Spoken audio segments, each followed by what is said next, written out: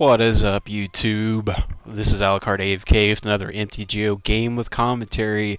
So we're back on our green-white parallel pop deck, as I'm calling it, and I've just got all the cards I think I need. I think I've done enough playtesting to call this deck pretty solid. As always, I swap in cards from time to time just to test them out, but I always come back to the core deck that I finalize. So let's look at our opening hand. We have Temple Guardian, it's a Shockland. So we got our Mod Worm, Giant Penis Worm. I know, but he's great with Parallel Lives. And he's pretty easy to ramp up to. 6 mana is not that hard, especially when you've got a lot of... and this is a populate deck for sure, but in my playtesting, you have to have some blockers out there, and you need to have some nice abilities to do that with. I've seen a lot of this Lesnian decks, putting a couple Armada Worms in and just doing a bunch of ramp cards. You can't survive most games for 6 rounds if you're not putting anything out. So if you're doing the populate mechanic in the meantime, that's great, but those don't tend to be as great as hard attackers. So this is a mixture of, I would say, the populate mechanics and then also aggro. So we do have Strangleroot and I added the Smiter, and we'll get to him in a minute. So, Modern Worm, we got a Forest, Giant Militant. He's a Return to Ravnica card that I put in. He's really nice for 1 mana, which can be green or white. He's a 2/1, so he's a really solid attacker or blocker just for 1 mana, but he has a nice ability. If instant or sorcerer card, we'd be put in the graveyard from anywhere, exile it instead. So this really shuts down flashback and things like that. Of course, they can remove this card directly, either permanently or bounce it back. But if you do have this guy out on the field, which I'll tend to do, I'll tend not to swing in with him, so they can't use, kill attacking creature and things like that, just so that we can start exiling their cards. I played a mill deck that it actually wreaked havoc on. So Selesnya Guildgate, another Giant Militant, and a Druid's Deliverance, which is like a fog, but then you can populate. So, and populate, as I have a lot of card mechanic Nazis, I would say, because I usually say populate any creature, and of course we know the populate mechanic is populate any creature token that you have on the field. I just assumed that you kind of knew that. Maybe that's my bad. So let's get into it. He'll put an island out. Course is a Chord. It's a 3/3 green center token on the battlefield. Then you populate. So you essentially, if you have no other tokens on the field, you can at least put 2 3/3 green centaur creatures for 6 mana. It's good in some situations, but I did knock the count down from, I think, 2 or 3 to maybe 1. It's just it's a late game backup is kind of what it is. So we'll go ahead and play a Forest. I'll go ahead and put the Giant Militant out. He tapped one of his lands, and he threw it on summon, which is fine.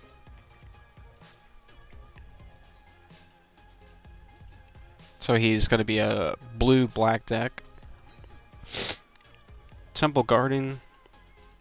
Go ahead and put it. Selesnya Guildgate out tapped.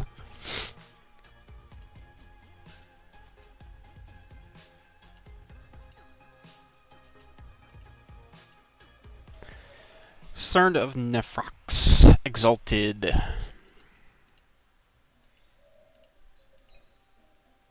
Got our planes. We'll go ahead and put the hard planes out. And we'll put 2 militants out, since they can go for green or for white. So that means now, even if he removes one of the militants, this other militant's going to exile his card. So there's no flashback on this card, but something like Elixir Mortality, a lot of people still use that to shuffle their entire library back in, so they get all their instants or sorcery cards or something with the abilities of instant sorcery cards in your graveyard. This wreaks havoc on it. So that's immediately exiled. You put two Flying Drakes on the field, and he'll go ahead and swing in with the Exalted. We'll go ahead and block one, just because we can still keep our abilities on the field, and we really want to get rid of his Exalted. So Parallel Lives, really the crux of this deck, really the key component of the deck. So Temple Guardian, we didn't want to lose 2 life. Let's bring it out tap. Then swing in. Let's do Invocation again. So this is something that's going to be pretty hard to deal with. Really our only removal is Oblivion Ring. I had things like Plummet, Destroy Flying Creature, abilities like that. And I found that you can put a whole crap load of those in there, and then when you play any non-flying deck, you don't really have any other removal. So I've stayed with the very, very versatile Oblivion Rings. The thing that we do deal with is Druid's Deliverance and things like that, just preventing combat damage. So if we can usually get better creatures out than something you come up with flying. But if you come up with a 5/5 flying demon monkey, as I usually call it, then we're probably screwed unless we get an Oblivion Ring. So there's really not much you can do about that. I mean, you can play a sideboard game with a bunch of plummets or something, or a splash black for removal, or put more Oblivion Rings. But you're still gonna. This type of deck is going to do very poorly against flying creatures unless you have a lot of reach creatures, which most of the reach creatures don't really fit this deck type. So I mean, you could put a 2 in there or something, but another Parallel Lives. Put another Temple Guardian out. Go ahead and put Parallel Lives out.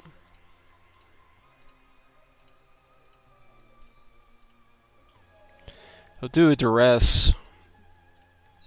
Get rid of a Parallel Lives. Do a Divination. All those cards are being exiled.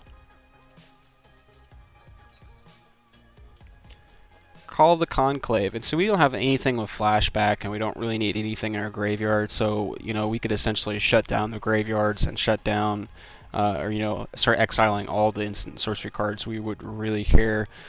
So this will put a 3/3 green centaur creature on the field. With Parallel Lives, it puts 2. That'll get exiled as well. Like I said, not that we care. He'll do a Disentomb. So he did a murder. It got exiled. He killed the centaur.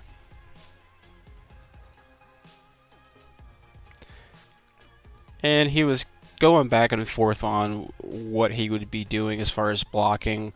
Normally in that situation, I would be, I think I would be swinging in with everything I had over top of the heads, but he's keeping some back for blockers, which is fine. And there's the London Smiter that I was talking about earlier. Very, very versatile, powerful card for 1 mana, 1 green, and 1 white. It's a 4/4, so it can't be countered. And if a spell or ability an opponent controls causes you to discard the Smiter, put it onto the battlefield instead of into your graveyard. So, incredible card. There's 4 in the deck. That was one of the cards I was waiting on. So, but put them out. It's really nice when they do leave mana open to cancel creatures and can't do it. So.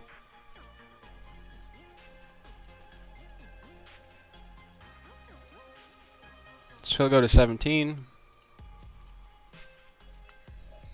Augur of Bolas. He'll get his unsummon that he did right before Dryad Military came out, or actually before it had we had 2 of them out. So he'll get that one back. And so that's one of the great things. I mean, if all those cards were in the battlefield, he would have been able to brought it back. So he only has 1 unsummon to bring back. So still powerful, but.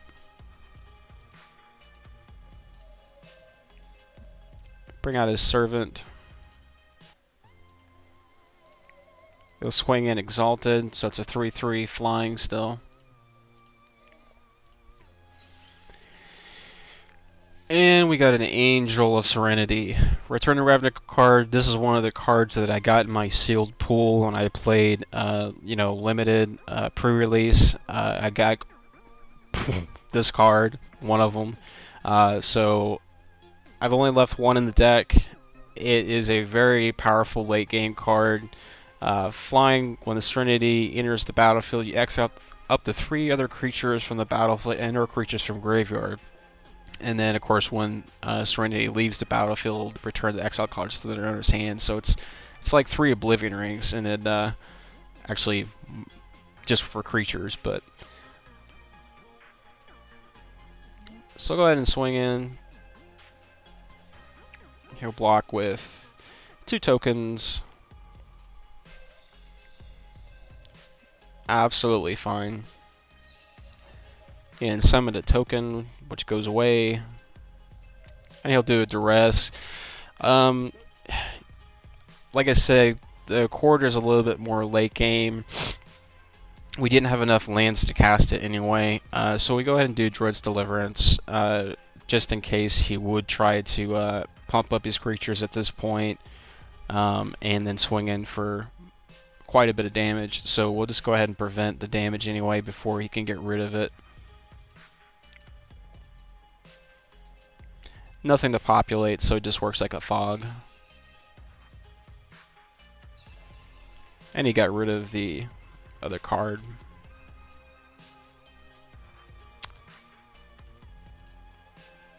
Sign in Blood. Did Sign in Blood on us, which I really think that move. He, from his, just Duress, he knew that we had a Model Worm and Angel Serenity, but we don't have enough lands to cast either. And so you could have just given us lands to cast our Model Worm, possibly enough lands to cast Angel Serenity next turn. So I would have just did that on myself, and kept swinging in over top of the head because there's just the Dryad Militant out here. So you could almost get enough. You could probably kill us before we could get a Model Worm out to block. So what that did is give us haste and it gave us Centaur Healer, which it's a 3/3, but when it comes to the battlefield, we gain 3 life. So really helped us out. Got a Plains. Now, I do have enough, 1, 2, 3, 4, 5, 6. I do have enough to cast our Model Worm, but what's more important right now is getting some health and getting some haste out here. So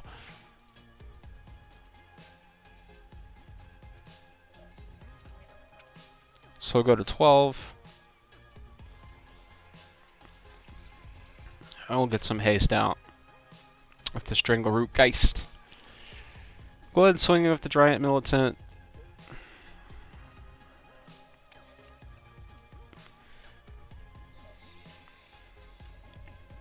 Strangleroot's Undying, so he'll come back as a 3/2.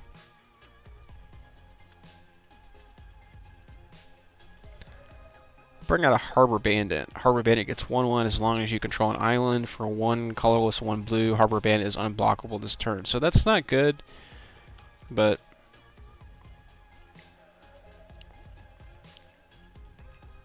so he swings in with the Exalted Drake. He's a 3/3. We'll go to 9. Another Strangleroot Geist.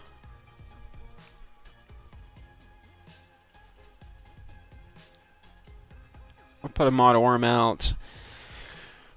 When a Model Worm comes out, he puts a 5/5 green worm creature token with trample, so he'll put 2 of those. That's what Parallel Lives is designed for.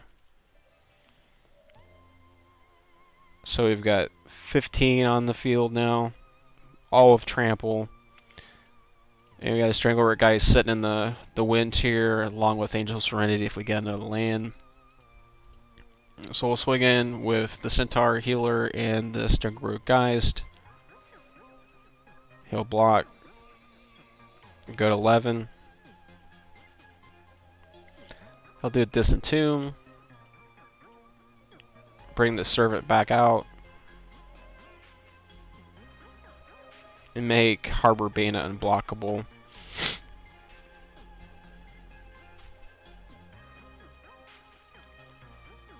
We'll go to 4. I must say it was a, pretty close game.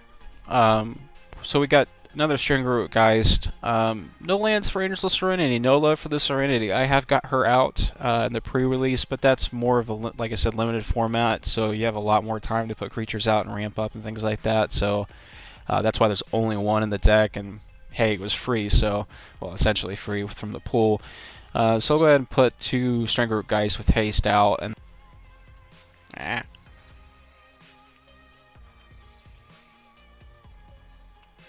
and we'll swing in with 3 Stringerroot Geist, 1 Armada Worm, and 2 Worm tokens. 3 of them have trample, so I'll block Armada Worm.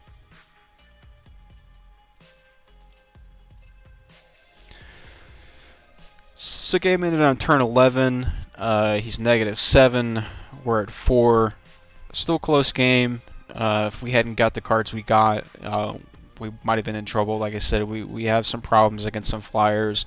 And I'm not really willing to sacrifice the populate and, aggro defender aspect of this deck just to throw some destroy flying creatures or make my creatures flying abilities. And if I did, it'd be a 1 or 2, card in the deck, and we wouldn't get it every game. So you can't be the versatile deck against everything. That's what sideboards are for, and we don't play a lot of 3-game matches. So anyway, comment, like, and subscribe. We'll catch you later, guys. Bye.